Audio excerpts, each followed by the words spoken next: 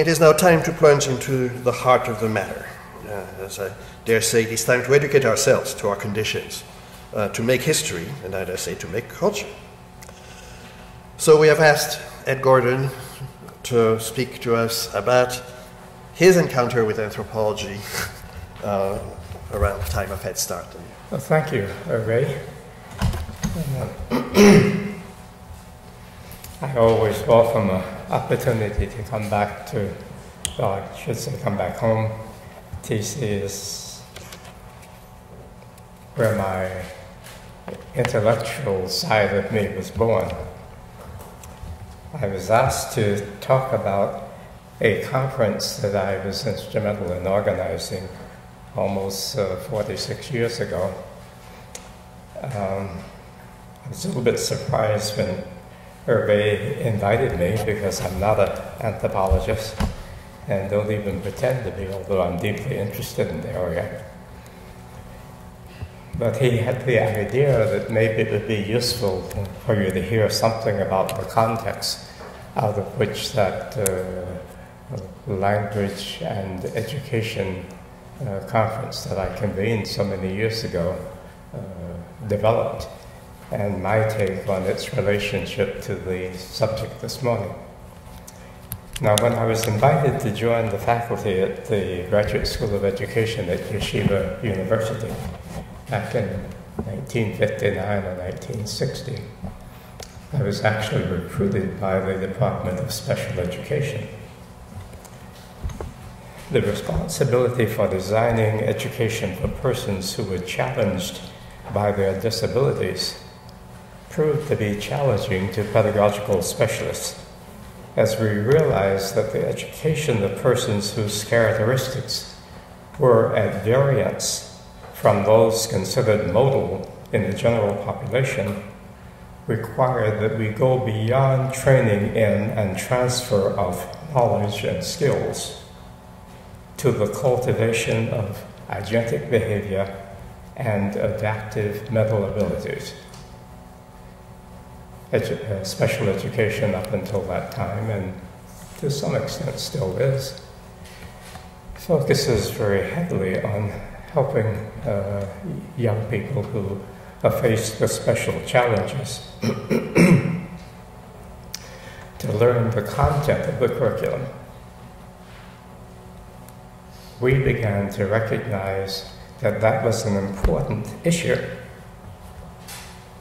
But the more important issue were the other learnings that their difficulties in mastering the basic content of education, the other learnings that were also missed.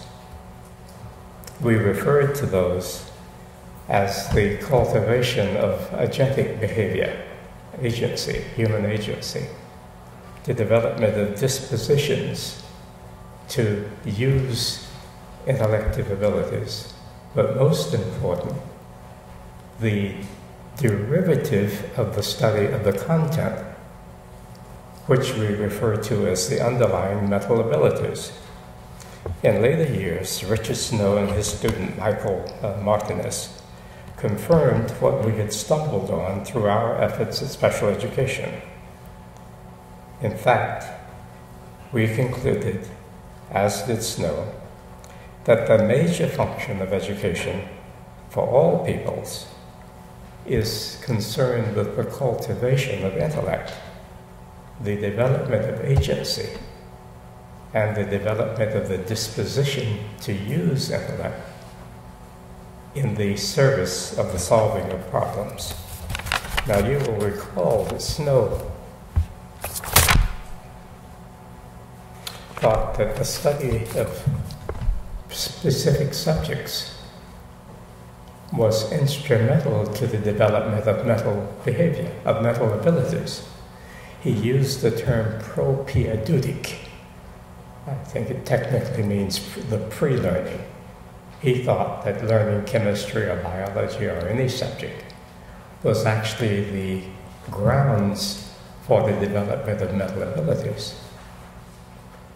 Special education, like a lot of education then and still, seems to view the mastery of the content As the end, Snow and Martinez were arguing that these masteries are only instrumental to the development of mental ability, which can be applied in any area. The subject matter to be learned, he argued, was instrumental to the development of the ability to learn, as well as to a variety of other mental abilities. What we're learning about our special education children is that in many instances their disabilities have deprived them of the opportunity to learn traditionally recognized content of the curriculum. But it also precluded the development of the mental abilities that are thought to be derived from the study of knowledge and specific skills. The education of specially challenged learners, then, required that we give attention to the teaching and learning of those underlying mental abilities and the dispositions to use that subject matter. The more we thought about the pedagogical strategies for facilitating the learning and teaching of human agency, attitudes toward self, as well as attitudes toward learning, relational generativity, adjudication of relationships, selective comparison, the use of these abilities in the pursuit of solutions to abstract and concrete problems, the more we thought about those challenges to education, the more obvious it became that the sciences upon which our pedagogy then rested had to be broader than methods for teaching subject matter, or even the accommodation to diverse ways of learning. It had to include disciplines other than developmental and educational psychology and educational measurement. We had come to respect the importance of teacher knowledge of the subject matter to be taught. We were discovering the importance of teacher understanding of the multiple sciences through which we come to understand and appreciate behavior of learning persons. Education, we thought, required the inclusion and integration of a broader range of disciplines. We were also discovering that knowledge of these individual disciplines and sub-disciplines was insufficient, and that their appropriate application to the demands of teaching and learning required that these components of the sciences fundamental to pedagogy had to be understood in their dialectical interaction, one with the other, in effective teaching and learning transactions. Now, several of us at Yeshiva shared that concern and mounted collaborative efforts directed at these related concerns. We invited the brilliant and then young Jerome Bruner to help us think about our self-imposed challenge. Jerry reminded us that the responsibility for educating persons who were themselves challenged by variations in their characteristics, conditions of life, and prior opportunities to learn made special education a special resource, not only as a human service, but also as an incubator in which improved approaches to education in general could be developed. Bruner suggested that special education could provide the yeast for the sciences of pedagogy and the general improvement of educational practice.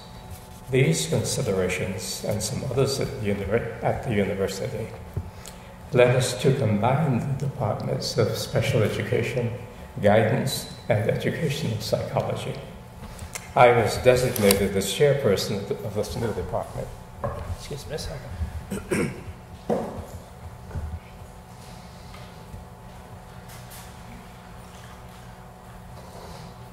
Incidentally, Hervé was particularly anxious that I talk about my experiences in Head Start. I'm going to get to that in a second.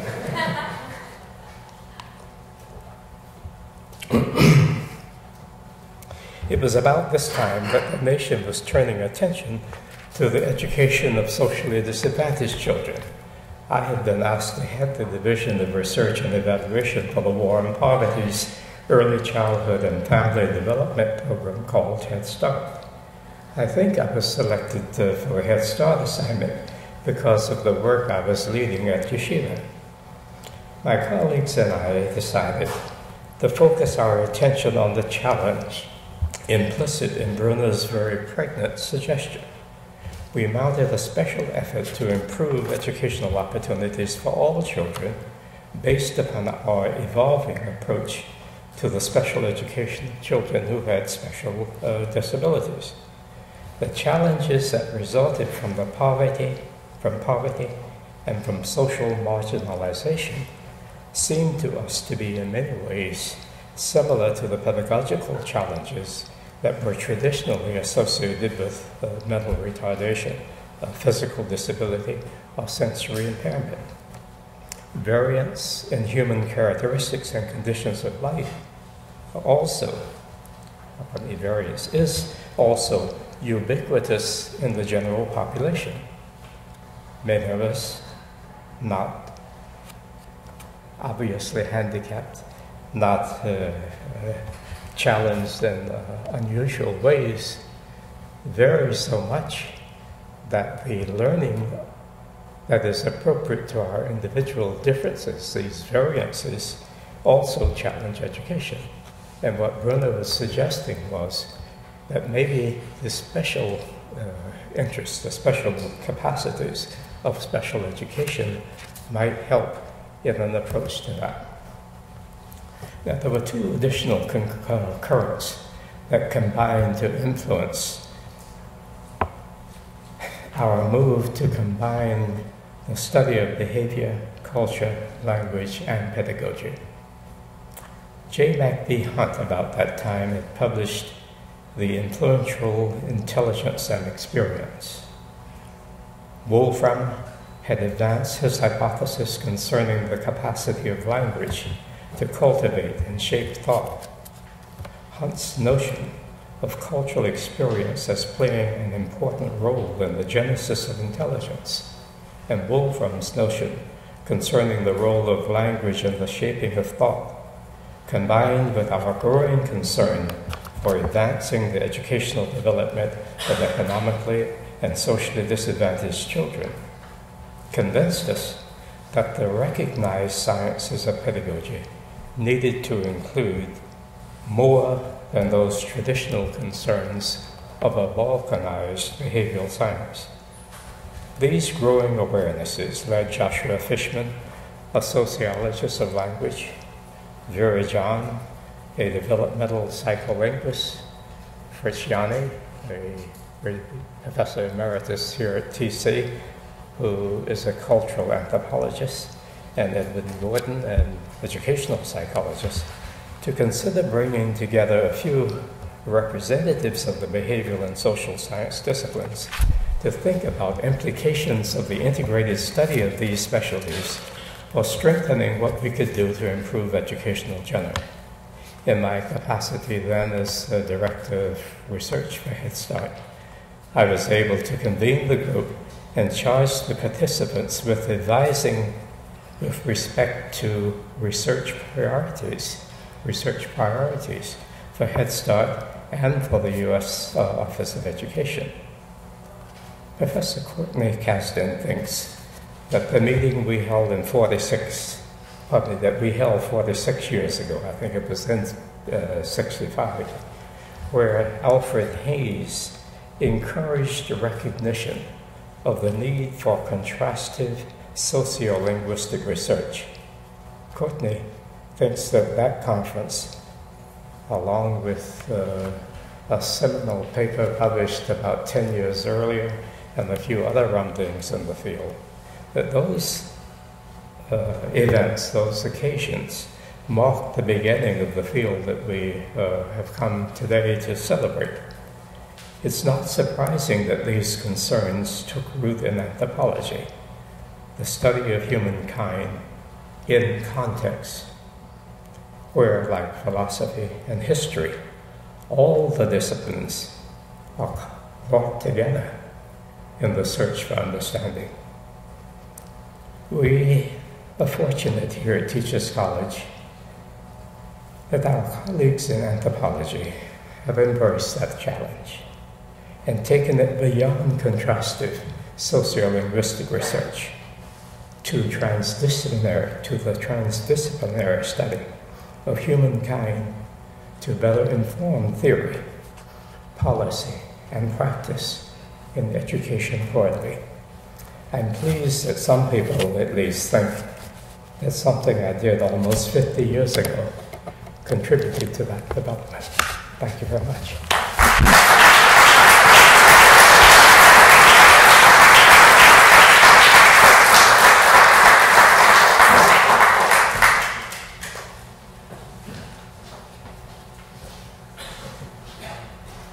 Thank you so much, Ed.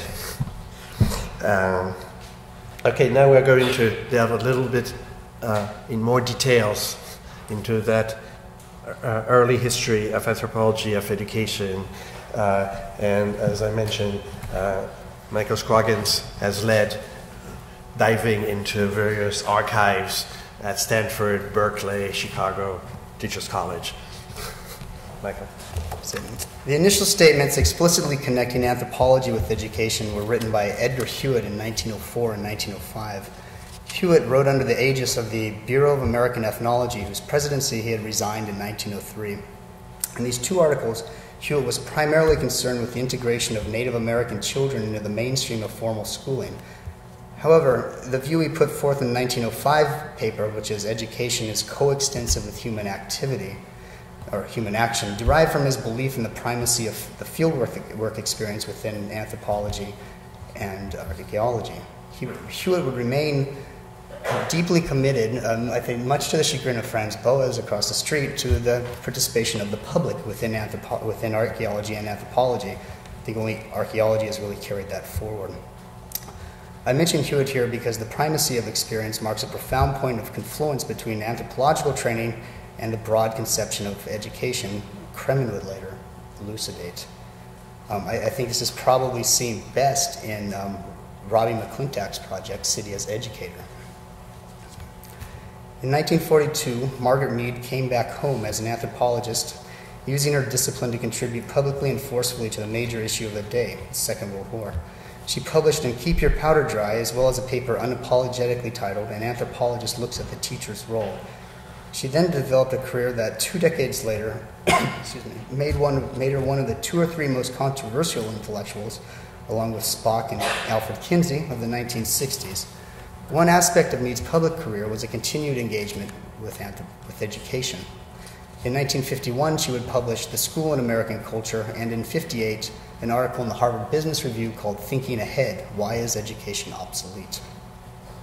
One of her last publications on education, Culture and Commitment, addresses the transformation of the world encountered by the first generation of anthropologists into the world encountered by the post-World War II generation of anthropologists. It's a subtle point, often mistaken by her critics such as Derek Freeman.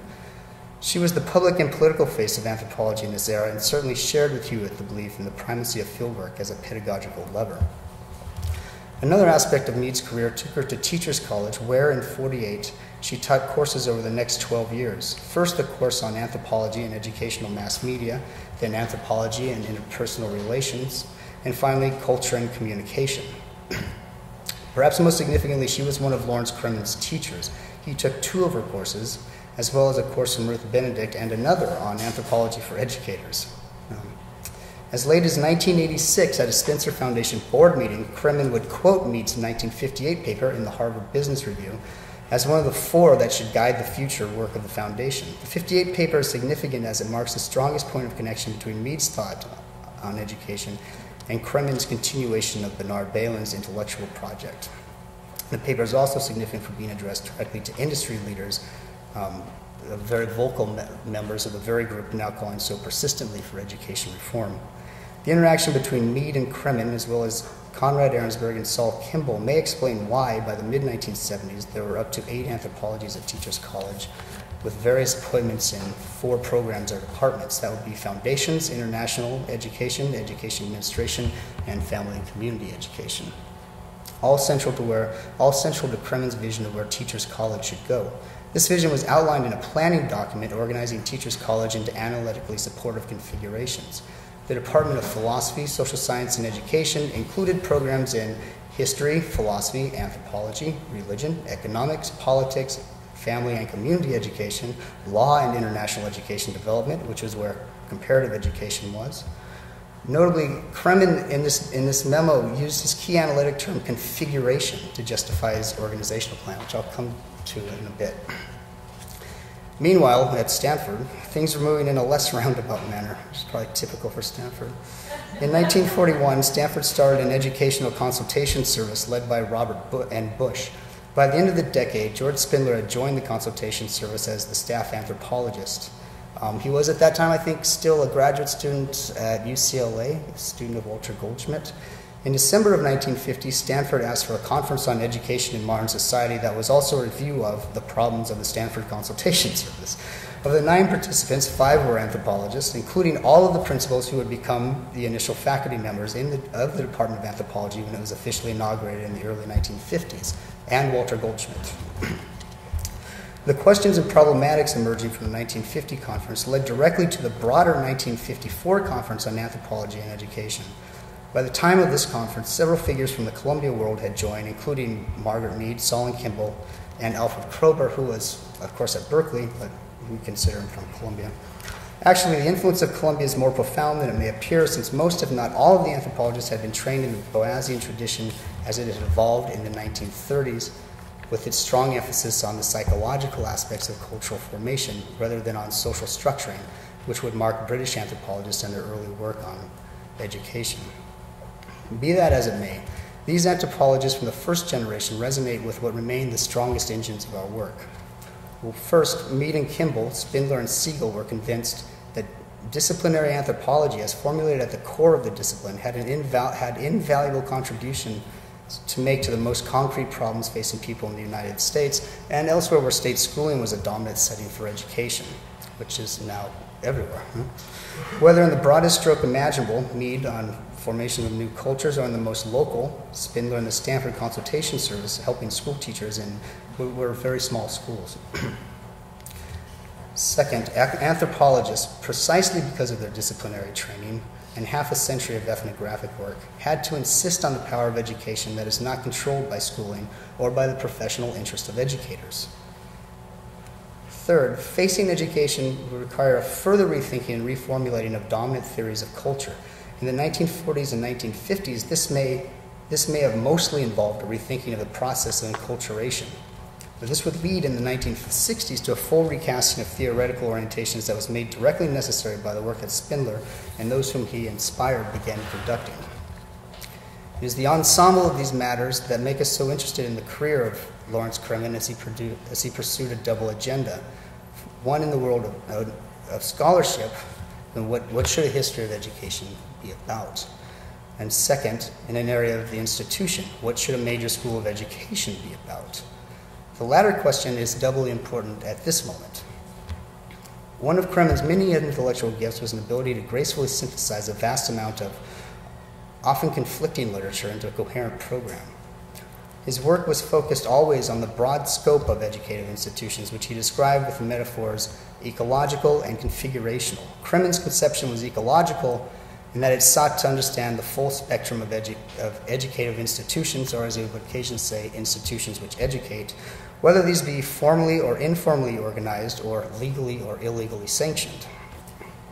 It was configurational in that it recognized the reciprocal relationship between constellations of educative institutions and the people passing through them. As Kremen wrote in 1977, each of the institutions within a given configuration of education interacts with the others and with the larger society that sustains it and is in turn affected by it. Configurations of educative institutions can be mutually reinforcing, complementary, can be mutually reinforcing in that they teach sort of the same thing, complementary in that they teach very complementary things, or oppositional in that they are often at odds to each other. And to go back to the memo I mentioned earlier, when he used configuration in his reorganization of the college precisely because he intended to reorganize it into mutually supporting and complementary units. I will not develop this point in depth, but I will note in passing that Kremen's conceptual developments in this vein mark a transformation of Dewey's initial vision of the progressive school into a broader, more comprehensive frame. This development came in the face of withering criticism of the school from Ivan Ilyich, among others, but primarily Ivan Ilyich. It is ironic and tragic that Kremen's broad vision of education, the moral force of his arguments, has been forgotten at a time when the school is under a similar form of attack, today hooked to moneyed interests and powerful technologies which masquerade as tools of conviviality. Kremen's orientation towards education was aligned with historians of the Ford Foundation and the anthropologists of the Stanford conferences in insisting on a broad, encompassing conceptualization of educative activity. One must proceed by seeking this activity wherever it is found, accounting for it in both its substantive and sentimental elements. As Kremen wrote of the everyday efforts of people to make their life a bit more hopeful, every day, in every part of the world, people set out to teach something to others or to study something themselves. They deserve a theory specifically addressed to their problems and purposes, one that will assist them to act intelligently, ever hopeful of the possibilities, but fully aware of the limitations and risks that attend their efforts. And this is Kremen's important insight into education.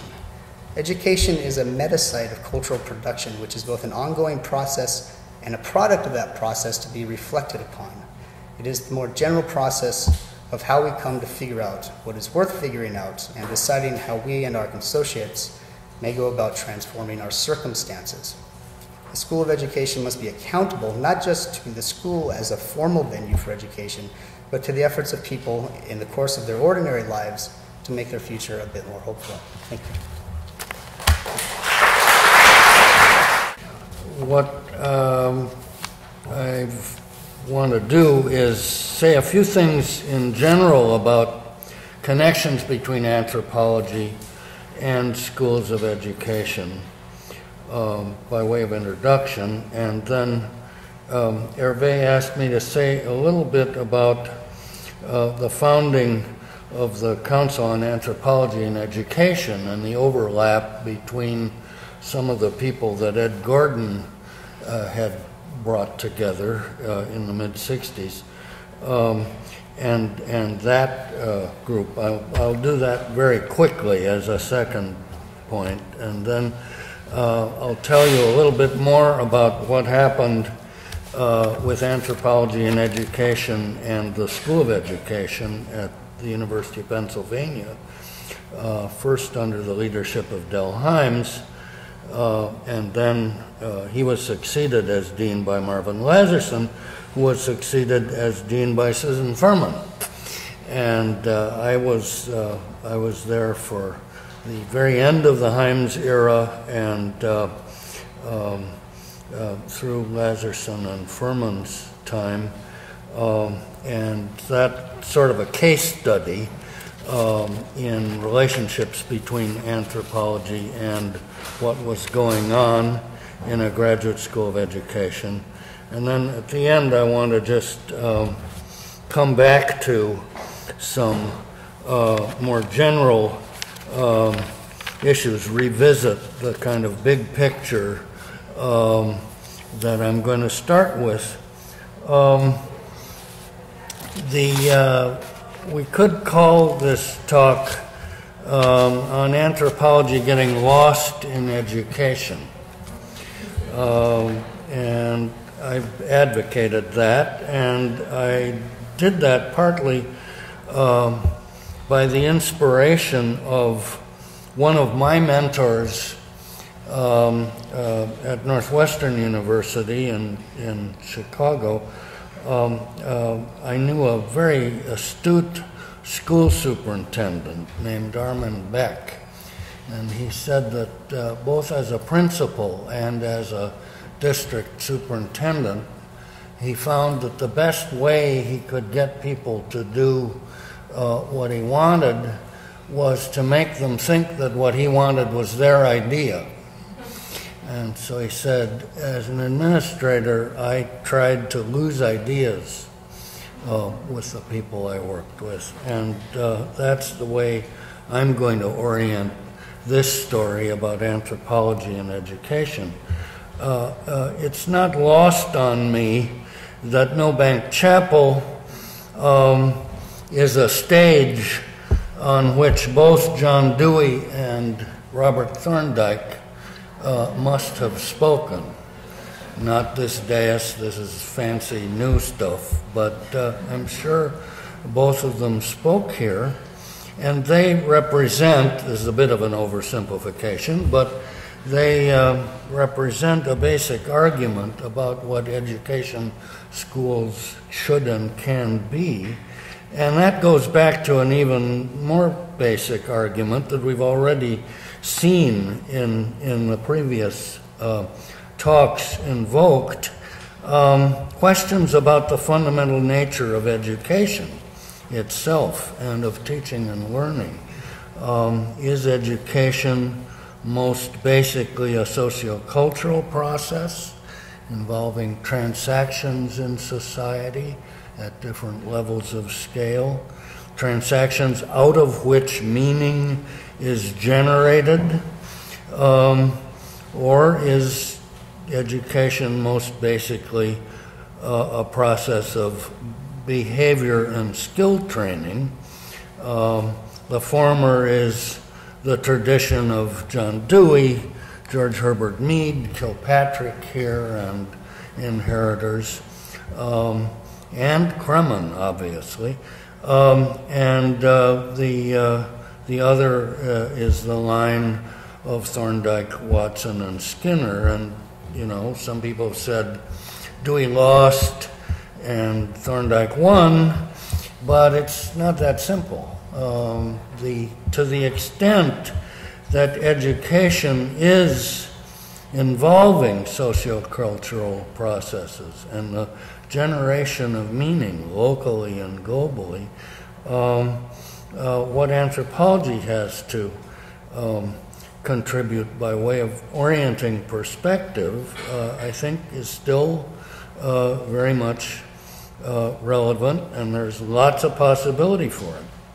And it also affects how we think about educational research. Is educational research going to be primarily observational, interpretive, tentative in its conclusions, emphasizing local particulars,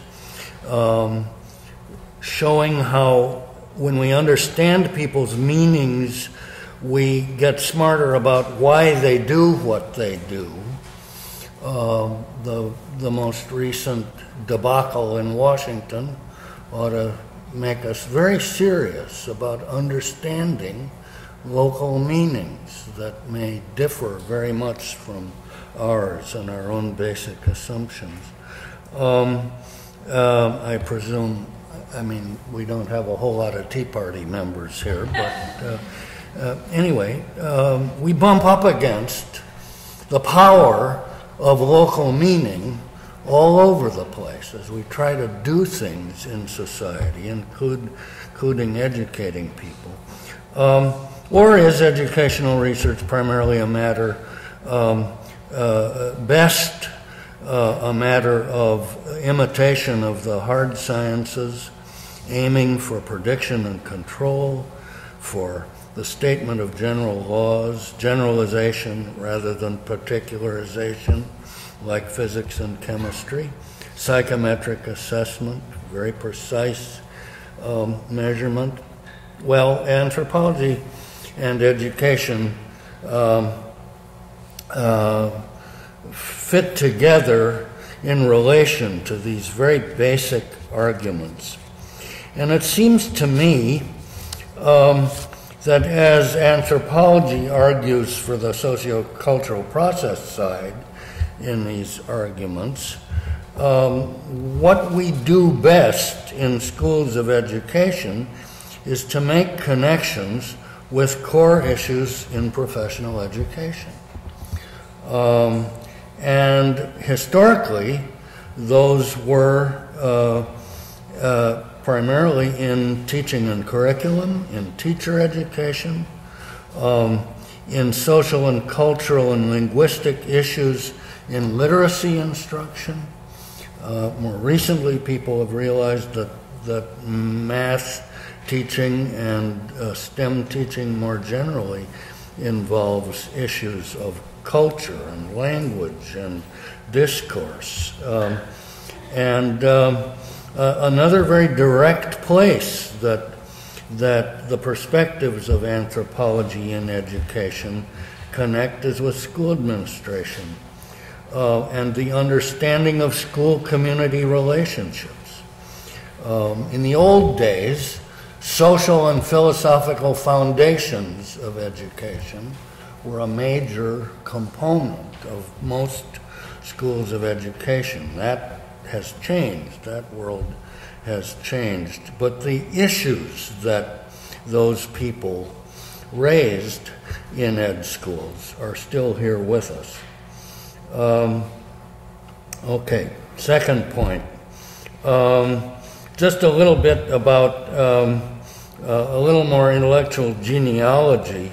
Some of the people who Ed Gordon and others brought together in the mid-60s to talk about these issues in relation to Head Start and the education of inner-city kids, really,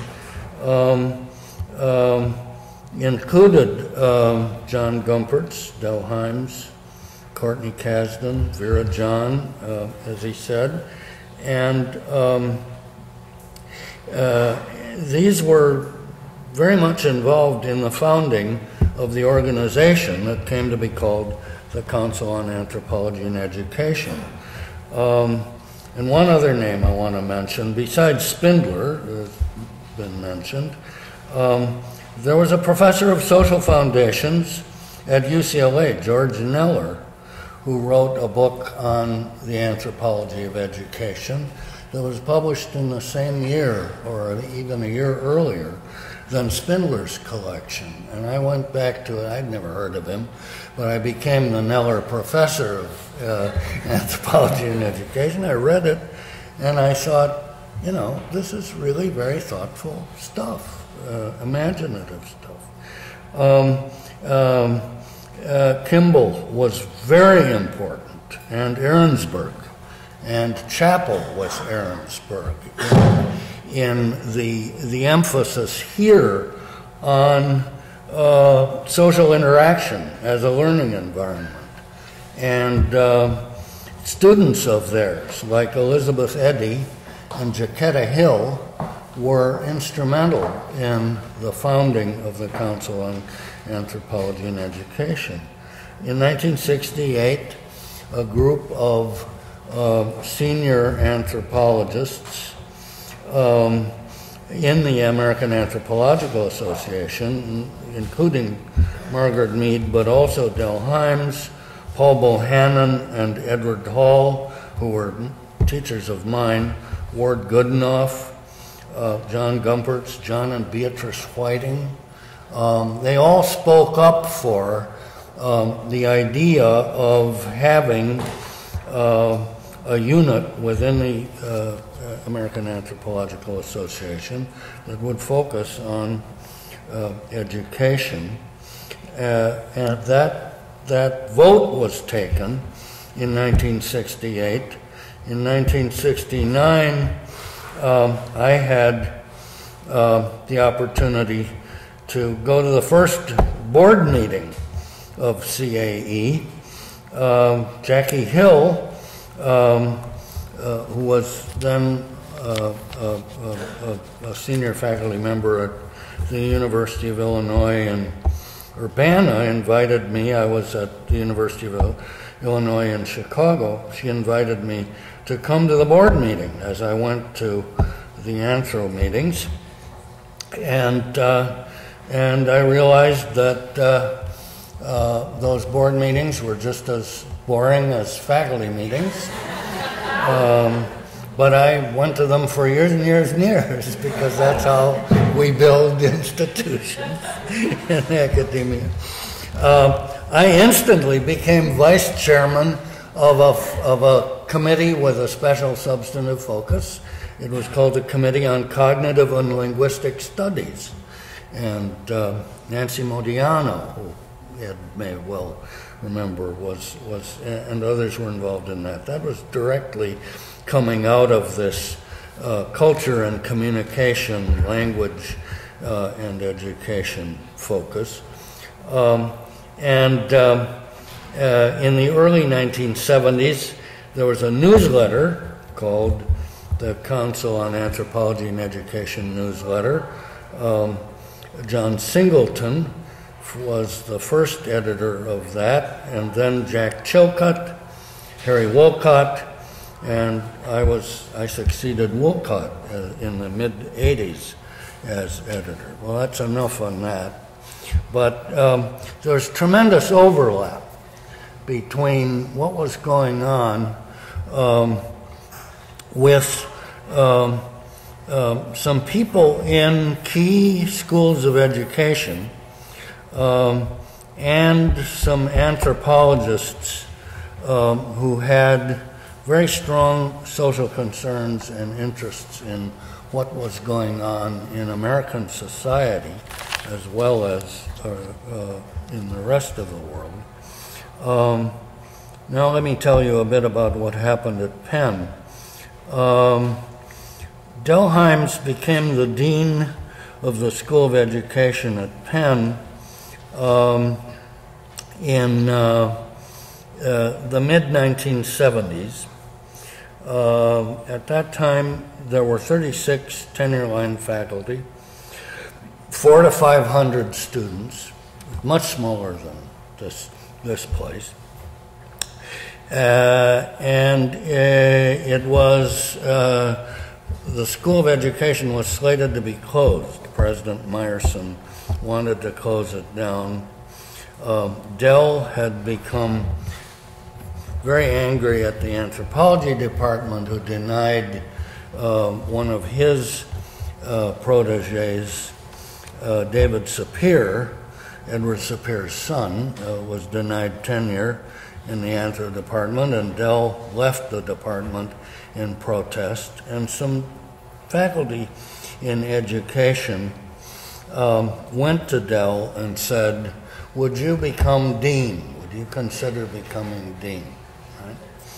Jim Larkin, who was the director of teacher education, a social studies curriculum person, was instrumental in this, and they recruited Del, and the school continued. Hymes hired, in this order, Shirley Bryce Heath, David Smith, another linguistic anthropologist, Bambi Schifflin, Kit Woolard, and Nancy Hornberger. There was a conference on the ethnography in education that Shirley sort of inspired. That was held in 1978. Margaret Mead gave the concluding keynote address there, and she died 2 months later. The Ethnography in Education Forum started in 1980 and continues to this day. This is its 33rd year this year. As Hymes was retiring, he recruited me. I came in 1986 as Heath had left, Smith was leaving, Schifflin was leaving, Ward was leaving, Nancy Hornberger was still there, and the job description as advertised said that my task was, quote, to anchor the anthropology of education at Penn's Graduate School of Education.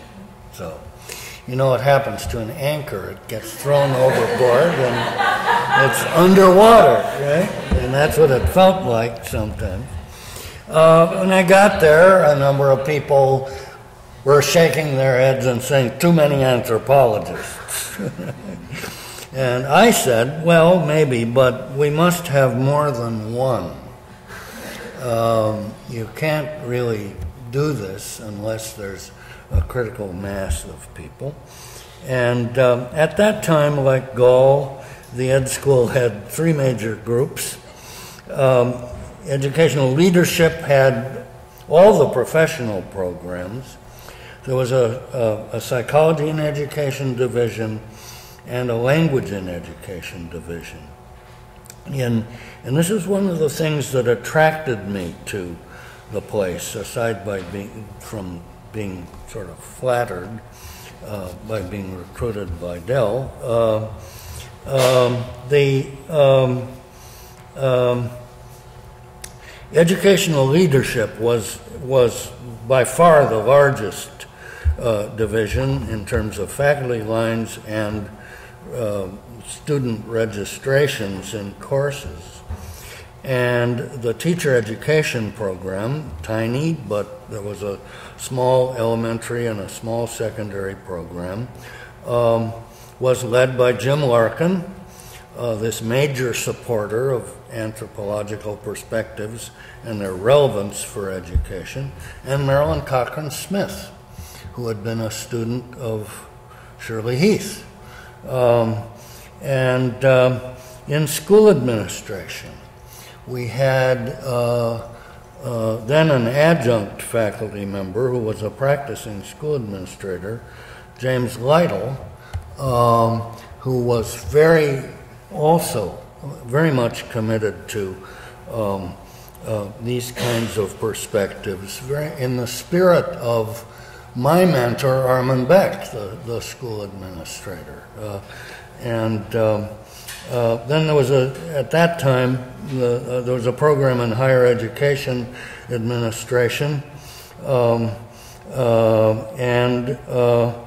the Education, Culture, and Society program, which was the new label for social and philosophical foundations of education. And I came in as chair of that division and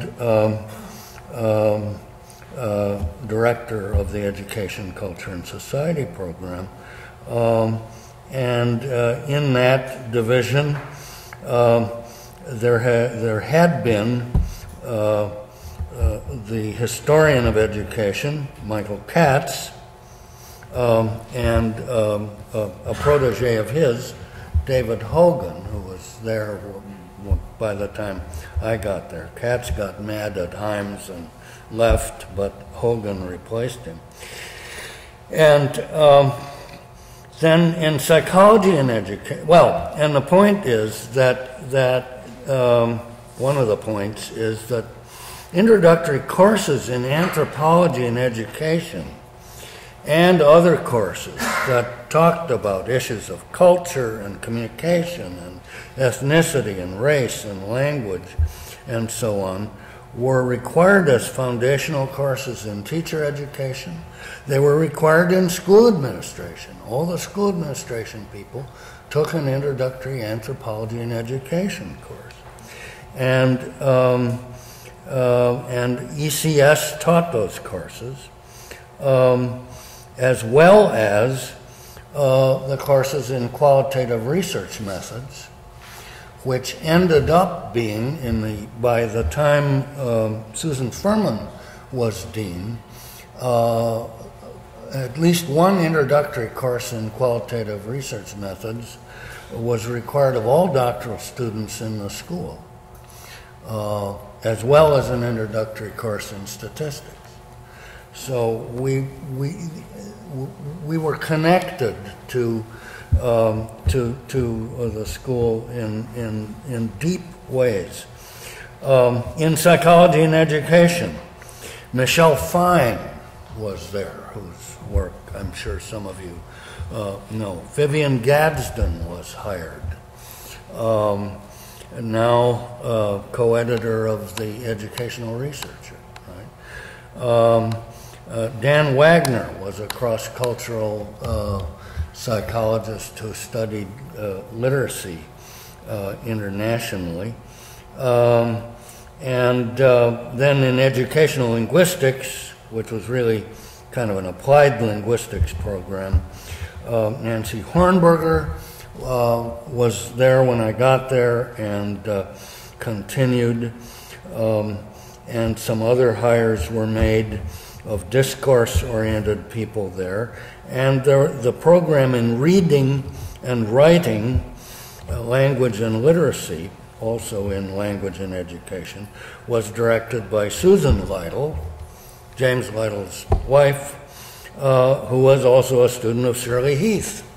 And so, I mean, you know, you couldn't have had more agreement about the relevance of sociolinguistics and cultural perspectives and anthropological foundations for doing schooling. Hogan and I taught a course on social and cultural reproduction. That was one of the most exciting experiences of my professional life. During the time I was there, from 1986 to 1998, we also hired people with anthropological perspectives. Michelle Foster, who was a student of Courtney Kasdan's, Javier Tapia, who came from the University of Arizona, Kathleen Hall, Stanton Wortham, and since then, Reddy Lucas, and most recently now, Betsy Rhymes, who is a linguistic anthropologist and is there now. So there's a critical mass. Let me conclude then with just revisiting the big picture. It wasn't easy. I had to fight like hell to get Susan Lytle and Marilyn Cochran Smith switched from adjunct positions to tenure line positions. I used a bunch of my political capital in the first year on that fight. And then when Marvin Lazarson became dean, he said, tell me frankly, there are a number of people who are saying to me that they think I should eliminate the language and education division and teacher education. And I said, what? What are you talking about? You know, Susan Lytle and Marilyn Cochran Smith and Nancy Hornberger are terrific, and there are others, Terry Pica, but you know, the questions came up, and they continued to be raised over the years, but it made sense for social and cultural perspectives to get lost all over the place in that school, and they're still lost there. They're still lost there, and I'm very pleased as I look back on that. For the future, very strong potential connections continue to exist in core functions of ed schools. Teacher education, obviously language and literacy, obviously bilingual, bicultural education. And now also, obviously, as I said at the outset, people in math and science education are realizing how important studies of ways of speaking, ways of making meaning, ways of understanding oneself, and the construction of identities that affiliate or disaffiliate with school, how important that is for STEM education. There are general issues of diversity and educational justice that unfortunately are still with us, maybe even in some ways that are worse than when Ed Gordon was trying to do something about that, and others who were our leaders and who inspired people of my generation those people's work still needs to continue, because injustice across the world in educational provision is still a fundamental matter, and educational policy studies and school administration have to face up to those issues. Learning theory, think about it. Think about the change in learning theory over the last 50 years. Now we've had a cognitive revolution in psychology. And one of the most recent versions of that, situated cognition, and sociocultural activity theory, Neo-Vygotskian theory, those, the community of practice perspective of Jean Lave and Wenger, those ways of thinking about the basic ways that teaching and learning happens among humans are a natural ally for anthropology and education. And then outside, back in the larger academy, look at what's happened. I mean, we're ambivalent, some of us, about cultural studies, but cultural studies is all over the humanities and some of the social sciences in modern universities. We've seen in the last 50 years bottom-up history, micro-history, cultural sociology, micro-sociology, sociolinguistics and discourse analysis, and most recently behavioral economics, which is very much about figuring out meaning perspectives of people. Those are all potential allies for the work that anthropology can do in education. And just finally, to name a few local names here, you couldn't have had better potential allies here at TC than people like Celia Ganeshi, who was a student of John Gumpert's, Joanne Kleifkin, Maria Torres Guzman, and the bicultural education program. Ernest Morel, one of your new hires. These are all the kind of people who don't fly necessarily under the flag of anthropology and education, but who are fellow travelers, people with whom these key ideas about education as a sociocultural process have been lost. And that's a good thing. Thank you. As I was listening to Fred, it's two things, and maybe we can just to, I don't know, keep us awake or whatever. Very happily, well, you did talk about qualitative research very briefly, which is a word that I don't particularly like, as you know. But eventually, we succeeded in talking almost for an hour and a half without talking about ethnography as the contribution of anthropology to schools of education. And just to be very provocative, when I tell my autobiography at Teachers College, I say I have no idea why I was hired here. I mean, University of Chicago is not known as a place to do anthropology of education at any point in its history. And certainly not when I was a graduate student there. We never talked about education, as I can imagine. We didn't even do encounteration, so that was very simple. No education. And then here I find myself with a brand new Ph.D. in anthropology, trying to figure out what am I doing here. And part of the digging into the archives of Larry Kremen is partially maybe figuring out why was I recruited. I'm not sure that's the right word, but anyway, here I am. And then it was one. But during the first years, particularly when I started sitting on dissertation defenses and so on, I had the feeling that I was there to be the ethnographic consultant.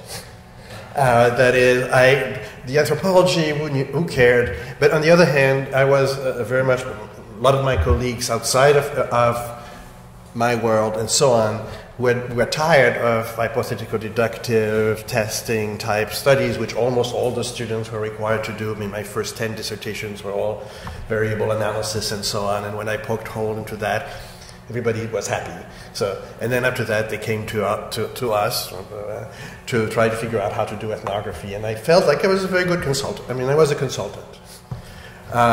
And the ideas of anthropology sometimes I didn't quite see. So that's part of... and when Penn started the forum in ethnography, sometimes if I am empire building, I say maybe we will have a forum in anthropology of education. It is not simply the technology of anthropology, but those other bigger issues. We talk about social cultural issues, we've talked a lot, and what do we mean by that, and so on. And I'm sure that we'll talk about that a lot during the paper sessions and so on. So that's one of my provocative statements. And then the other provocative statements come back to Larry Kremen. Kremen took very seriously that idea that there's education everywhere. And I like the word configuration because I realized suddenly that is what the word, he never used the word community, but configuration, ecological arrangements of people and institutions. It was a very nice word that he must have chosen very carefully. But part of his administrative, I mean, his role as really, he was president of Teachers College before he was president of Teachers College in terms of his influence on the organization of the college. And that was, okay, so if education takes place all over the place, how do we prepare professionals that might be all over the place? So teacher education, yes, administration, co-administration, and so on. But I was hired, as some of you know, in a department that at that point was called Home and Family Life, became Family and Community Education. But it was sort of his hope that we would do something that I don't think we did very well, but we would find a way to take professionals who were not school-based and give them a sense of the educational activities that they were doing. But of course, I was only 25, and I didn't know anything about education, so maybe I was not the right choice. And Ray McDermott joined us later. It was wonderful. There were 3 or 4 anthropologists in that peripheral part of Teachers College, but I don't think that at the time we quite faced that goal or charge that Kremen might have had, which is how do we fit outside the world of school? So I don't know whether, Fred, you want to answer? I mean, anybody, but Fred, why don't you? On your first point, it's very important.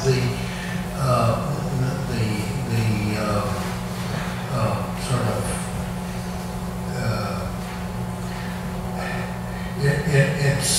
it's a dilemma. In my experience, it's been a dilemma.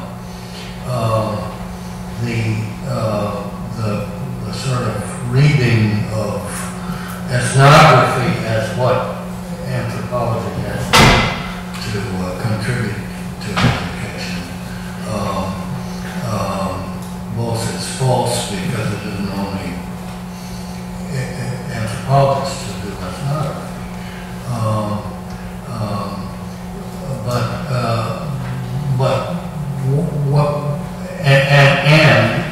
One of the strategic problems at Penn and any place else where qualitative research methods have been broadly required in an ed school, and that certainly was the case at UCLA, is the case at UCLA also. The people who teach those courses end up getting stuck, primarily teaching introductory qualitative methods courses, and they don't have as much time both in their own scholarly work and in their teaching fields to explore something on the more substantive side. So that's a tension, and that's a downside of the success of losing that idea. I mean, qualitative, what we call it, ethnography or participant observation field work, or maybe with some videotaping or whatever, has certainly become ubiquitous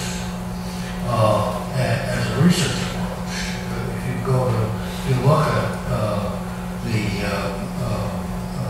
American Education Research Association annual meeting programs every year, there's a huge amount of observational research that's done, and now a huge amount that's published. So that's clearly something of relevance for a med school, but it's a tension because the substantive side of what anthropology would have to say can get muted.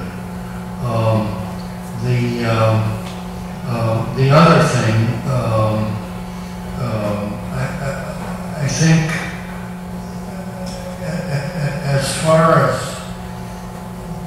the point about all the ways in which humans educate outside school, which is a very important message of anthropology and education, I think that's easier and easier to sell in this current world where all sorts of things are blurred, and then the whole information revolution and so on makes it maybe more obvious than it used to, but very important kinds of teaching and learning are going on outside school classrooms, and we need people to know how to be smart about that. But it's, at any rate, I don't disagree with what you're saying at all, and I'm glad that you raised it. I wanted to just build on that because I think there is great value, as you said, in getting lost, in getting integrated, and getting spread across. But there are also dangers. The danger you just discussed of decoupling ethnographic methods from anthropological conceptualizations and theorization. There's the danger of making ourselves non-essential, right? Getting so absorbed that other people are doing the work that anthropologists used to be called on to do, and potentially, in some situations, having that become sort of watered down, shorter and shorter field, or some of the hallmarks of that. And at the same time, I think we've worked against ourselves in undoing some of the foundational ideas in our field, like holism and culture as a concept and cultural relativism, and keep going on. And so we've got these sort of dual pressures on our field that I think we haven't really fully grappled with how to reestablish a foundation for ourselves. Professor Bartlett, I was just wondering, I was thinking in similar terms, why is it necessary if anthropologists want to work in a schooling setting that they have to go to a school of education? How does that play out disciplinarily? I was just kind of curious your thoughts on that. If you get a Ph.D. in anthropology, say from the University of Chicago, and then you want to go and work on schooling or something like that, do you need to find a disciplinary home in the school of education? How does that play out professionally? Actually, this is something to me very interesting, because when I said that in my introductory remarks that anthropologists came to education fully formed, because all those names that you saw at that time, none of them had gone through school of education. They were not anthropologists of education. They were anthropologists. I mean, when I found out that the three people at Stanford that were part of the planning of a conference and so on and so forth were actually the founding faculty members of the Department of Anthropology, not the Department of Anthropology and Education, but the Department of Anthropology. Part of the possible danger of our professionalization is that would we recruit, I mean, this is sort of if, hopefully, when there's a renewal of the faculty at Teachers College, will we hire somebody from a Department of Anthropology or Department of Anthropology of Education? And it's an interesting question, because I have had students coming from Chicago who are interested in working in schools. Then I have to tell them, well, Chicago, of course, yeah, these things. But on the other hand, there is a very large group of anthropologists of education that have, and so you should certainly attend the meetings and be part of the associations and so on. So you have, and the reverse is also really difficult, which is what I have in my hubris at times have said that we should have something to say. We anthropologists of education, given our experience and so on, might have something to say about the theory of culture. And the theory of culture change, the question of localizations within subpopulations, and so on and so forth, which a lot of our colleagues in the departments of anthropology, in some sort of way, have lost something or can't quite do in the same way that our interest in education and in the struggles of people to figure out what's going on around them, and so on and so forth. All of that, I think we have something to say to the main discipline, but where we'll find the forum for that, I'm not sure. Yeah, that's a really nice point. And I mentioned the annual meeting program of AERA. If you look at the annual meeting program of the Anthropology, American Anthropological Association, you see, and you look in course offerings in anthropology departments around the country, you see almost nothing about the old focus on child rearing and obviously the kind of psychological anthropology that the Whitings and Spindler and so on did kind of ran out of intellectual gas, so that you can't reanimate that. But it's curious that an interest in how people learn to be human doesn't seem to be part of the main event in major anthropology departments. But it could be again. And then the other point is that the modern learning theories aren't limited by either behaviorism or the other thing that was going on really when even I was a graduate student in the mid-60s.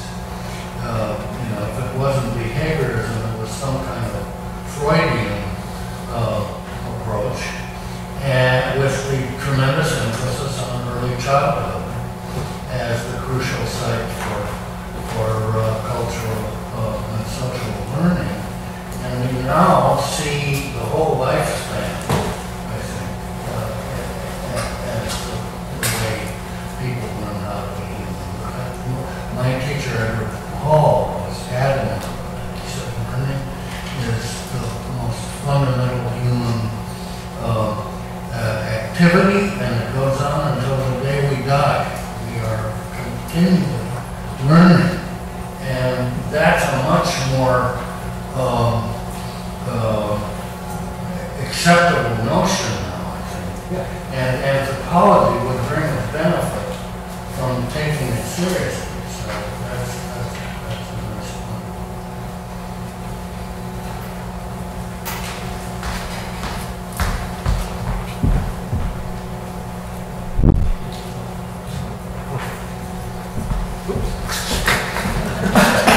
Lost my mic.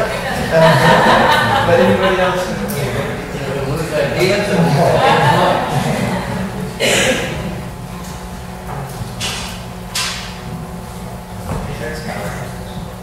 I thought that meant somebody wanted to sing. I'll just say one thing, going back to the question over here. I think that another issue that I hope we'll be getting into in the next 2 days is how anthropological knowledge and what we have to contribute articulates with the professional knowledge base of educators and their experiences. And so, for example, how important is it for anthropologists working in programs in college education to share some kind of experiential as well as knowledge base with people who work in schools and people who would work in schools, people who would lead schools. And I think those articulations are very important for us to grapple with as well. When I first went down to Yeshiva University, which most of you know is a Jewish institution, And you may not know about me that I'm an ordained Christian minister. And I was advised, when I spoke up at the first faculty meeting, that maybe I should wait until I knew more about what they were about before I weighed in on their debates. And I feel much the same about anthropology as an alien to your, I'm not really an alien. As one outside of your community, I hesitate to jump in. But in the first exchange, I found myself thinking that you may be viewing your field too narrowly, because I sensed a preoccupation with the kinds of things you study, the settings in which you study them, and the method, and was hoping that in the course of your discussion today and the continuing discussions in the field, that you get closer to what your field is really about.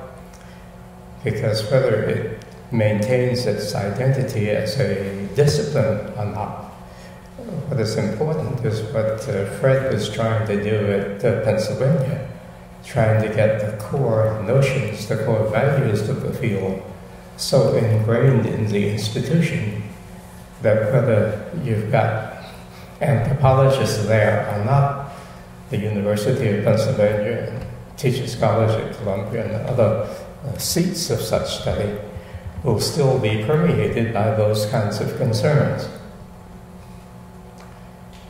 I was glad to hear Fred talk about anthropology as, I made a note of it, and this, anthropology is concerned with how people learn to be human. If you look at us psychologists, I guess some of us are concerned with that, but most of us forget to add the learn to be human part. We kind of stop at how people learn, which is important, but learning how to be human is a different set of issues. A few years ago, I ran across a little book that's called Paths Toward a Clearing. I think it was Michael Jackson's piece. And his kind of subtitle was understanding the lived experience of the other. Understanding the lived experience of the other. It seems to me that those kinds of notions are central to you. And you ought to be careful as you defend and advocate for the field that those of us outside of the field are brought back again and again to those central notions. That's what attracts me to your field. That's what attracted me to try to draw anthropology into this broader concern with the behavioral sciences, because I thought and still think that that is your unique contribution.